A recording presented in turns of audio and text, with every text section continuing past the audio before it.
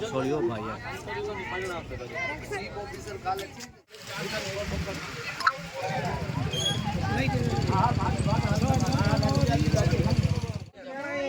रास्ता बंद कहता था नहीं गाड़ी हुए नहीं हुए होते उनके नारे नारे जरूर है वो होते उनके नारे जरूर है नगर पालिका के 12 बैठी जरूर है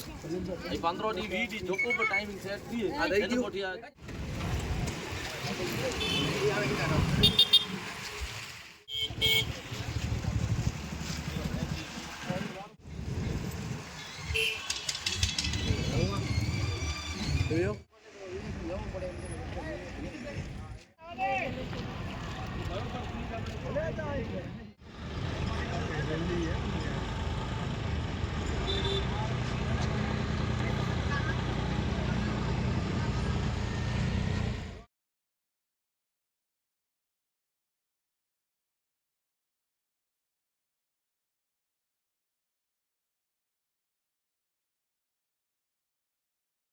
અને ગુજરાતમાં વિકાસના મોડલની વાતો થતી હોય આજે માનવ જીવનને ખૂબ સારા પ્રમાણમાં લાગતું હશે તળાવ છે બી તળાવ નથી એક ગટરથી ઉભરાતું રોડ છે રોડ પણ ગાયબ થઈ ગયો છે આ સ્થિતિ રેલવે સ્ટેશનની બહાર વોર્ડ નંબર 3 ભુજ નગરપાલિકાની છે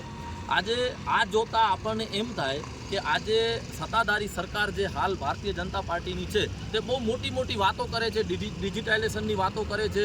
વિકાસ મોડલની વાતો કરે છે અને દરેક જગ્યાએ એમના પડઘા ભૂગતી હોય તો એમને આજે આ રસ્તા અને આ ગટર ઉભરાતી નહીં જોવા મળતી હોય શું અહીંથી એ લોકો કોઈ નીકળતા નહીં હોય આ સ્થિતિમાં કોઈ પણ રીતે માનવ જીવન પોતાનું જીવન ટકાવી જ શકે નહીં આ એક રોગચાળાનું ઘર છે આના કારણે જીવન ચોક્કસપણે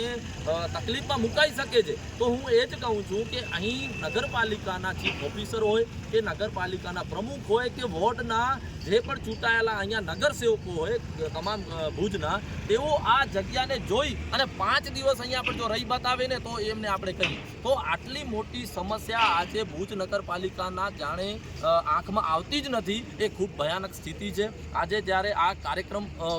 ગોઠવવામાં આવ્યો એ કાર્યક્રમમાં રેલવે સ્ટેશનની બહાર એવા બોર્ડ લગાવવામાં આવ્યા છે કે તમે ભુજમાં પ્રવેશ્યા છો પણ આ ખાડા ગટરની નગરી છે જેનામાં તમે તમારું પોતાનું જીવન સુરક્ષિત રહે તમે સુરક્ષિત રીતે ક્યાં ખાડામાં ના પડો એવા બોર્ડ લગાવી અને પ્રજાને આ સમસ્યાથી અવગત કરવાનો એક નવતર પ્રયોગ કર્યો છે આ પ્રયોગ કરવાનો ઉદ્દેશ્ય ફક્ત એટલું છે કે અહીં રહેતી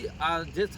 સમાજો છે અહીં રહેતા જે પ્રજા છે તે એટલી હદે તકલીફમાં છે જેની કોઈ સીમા નથી આજે આપણે જ્યારે સારા જીવનની વાત કરતા હોઈએ અને સુવિધાઓની વાત કરતા હોઈએ તો સુવિધાઓ તો અહીંયા આપણે નેવે મૂકીએ પણ અહીં જીવા લાયક જ જાણે વિસ્તાર રહ્યો નથી ત્યારે નગરપાલિકાના પદાધિકારીઓને ચોક્કસ અમે કહીએ છીએ કે તમે આ મુદ્દે કોઈ પણ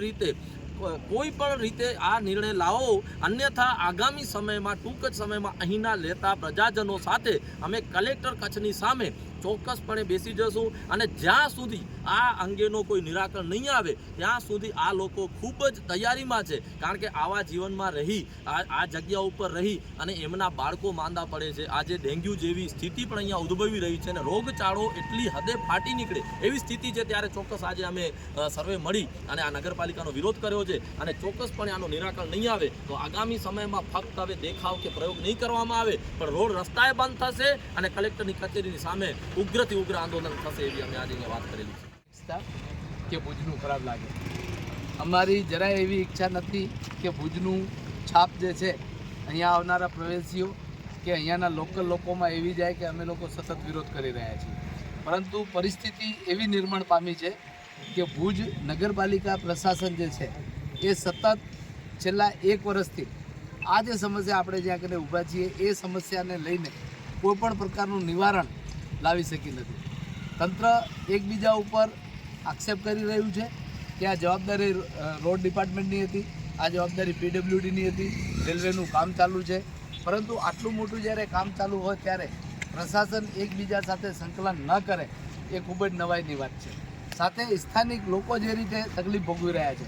તો શેખફળીઓ છે બાપા દયાળુ નગર છે વઢિયારાવાસ છે આ વિસ્તારના જે ગરીબ લોકો અહીંયા રહી રહ્યા છે